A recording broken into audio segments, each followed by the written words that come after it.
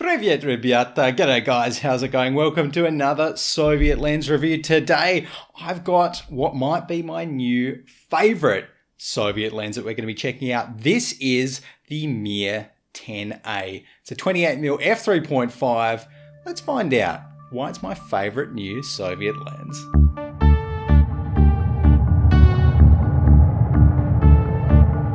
Alrighty, starting off with a few characteristics and a bit of history about the lens. So this Mir-10A, well, it was originally the Mir-10 and it was produced in the 1960s originally as a trial run after being calculated and kind of written down, put onto paper by the State Optical Institute, GOI, of the USSR. So this lens does date back to the 1960s, which just makes it more impressive. Now, although it was penned down and prototyped in the 1960s, it wasn't until later on in the 80s that the Mir-10 ended up going into serial production in its current form here, which is the Mir-10A. Now, it's called the Mir-10A because this shank here is interchangeable. So with just 3 screws, you can take that off and you can swap that M42 shank with another one, say the Kiev mount. Now, a few characteristics of the lens. This is an f3.5 lens at its widest aperture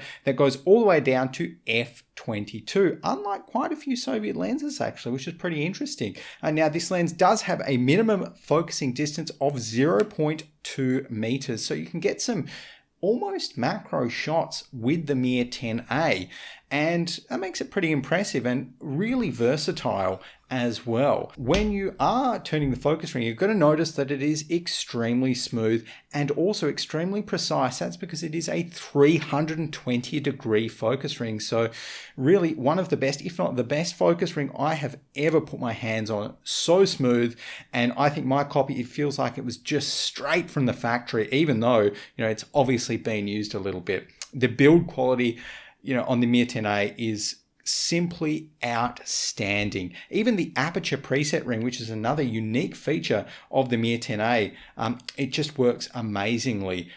This front ring, that's how you set your aperture, and it's so smooth, clicks really nicely. And as soon as you've done it, then you've got this clickless aperture that you can just click down to your preset aperture. Now the Mir-10A does have a 67mm filter thread at the front, so you're going to need some big filters with it, but modern filters work just fine. I've got an ND1000 for it to get some nice long exposures. It works beautifully.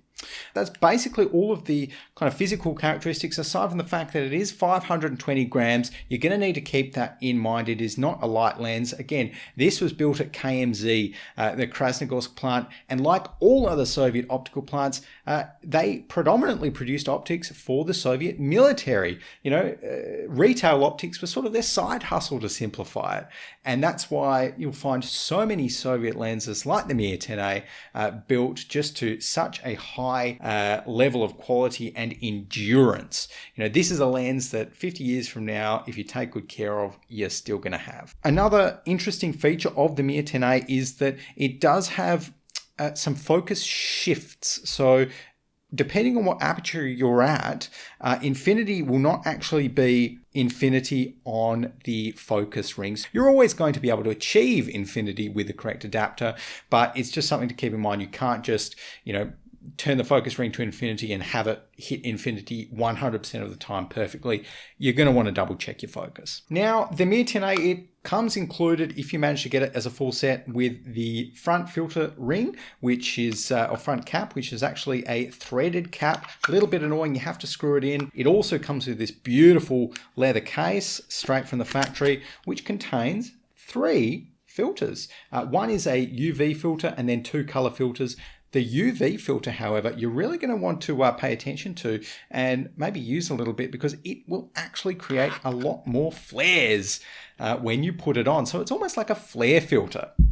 And that leads us into talking about some characteristics of the Mir-10A. So starting off with, how sharp is it? As you can see here, the Mir-10A is beautifully sharp in the center of the frame. Now, the corners of the frame at f3.5, they're not going to be sharp at all. Really, you don't need them to be if you're shooting at f3.5 on a 28mm lens, but they do sharpen up. I like to stop it down to around 5.6, but you're probably going to want around f8, f9 for that maximum sharpness. Much past that, and you will start to see the effects of diffraction creeping in and making your image just that touch softer. Now, in terms of the color production of the Mir-10A, it has a very natural cast. It's not too contrasty, but I find it's very easy to work with in post-processing, and it helps you kind of achieve a wider range of looks than a lot of modern lenses that might be a little bit over contrasty in some areas or oversaturated in some areas. It does have 6 aperture blades, and you're going to have to keep that in mind because when you stop the Mir-10A down, its bokeh will look a little bit interesting. So it turns into shuriken shaped star bokeh or saw bokeh, whatever you want to call it, which is quite unique to the Mir-10A and a couple of other Soviet lenses, but not for everyone's tastes, admittedly. But what it does create is also some awesome looking flares, and I think that's one of the real highlights of the Mir-10A. The flares that it creates, they are so cinematic. They just look beautiful, and I mean, I think this is one of the few lenses where you want more flares in the image, and you are going to get them. No matter what aperture you're shooting at, you're going to get a bunch of flares in the image whenever you're shooting anywhere near a kind of bright light source. Now, in terms of distortions, the Mir-10A is actually beautifully corrected when it comes to chromatic aberration. Fringing, for instance, is really not an issue with the Mir. It's not something I noticed in shooting any of my photos. Well corrected, like a lot of other Soviet lenses were. And in terms of barrel distortion, it does show a little bit here that you can see, but really it's so minute and it's so easily correctable in post that it's not really worth mentioning. I mean, look, you're perhaps not going to be shooting perfectly straight line architectural photos with the Mir-10A, but just about anything else, you're going to be able to get by with it very, very comfortably. Now, we've talked about all of those photo characteristics, but at the end of the day, you know, what is important is how the lens feels to shoot with, and can it produce good images? And I think yes is the resounding answer to all of those questions.